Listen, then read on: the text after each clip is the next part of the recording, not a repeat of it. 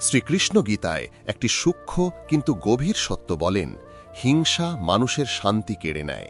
অন্যের উন্নতি দেখলে যদি মন ভারী হয়ে যায়, যদি মনে হয় কেন ও পারে আমি পারি না, তবে সেই ভাবনা মনকে শুষ্ক করে দেয়, শক্তি কেড়ে নেয়, আনন্দ নষ্ট করে। কারণ হিংসা কখনো অন্যকে নয়, প্রথমে নিজের মনকেই পুড়িয়ে দেয়। গীতায় ভগবান শ্রীকৃষ্ণ শেখান যে ভক্ত অন্যের সাফল্যে আনন্দ করতে পারে, তার জীবনে ঈশ্বর আরও আলো, আরও শক্তি বর্ষণ করেন। কারণ সে হৃদয়ে অন্ধকার বহন করে না।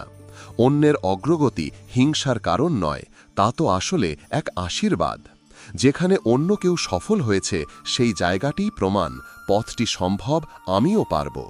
হিংসা মনকে টানে নিচে, কিন্তু অনুপ্রেরণা মানুষকে তুলে নেয় ওপরে, আশা, সাহস আর ইতিবাচক শক্তির দিকে। শ্রীকৃষ্ণ বলেন, হিংসা ত্যাগ করো, অনুপ্রেরণা গ্রহণ করো। অন্যকে দেখে নয়, নিজের ভেতরের আলো দেখে এগিয়ে চলো। যেদিন মন এই শিক্ষা গ্রহণ করবে, অগ্রগতি সহজ হবে আর শান্তি স্থায়ী হবে।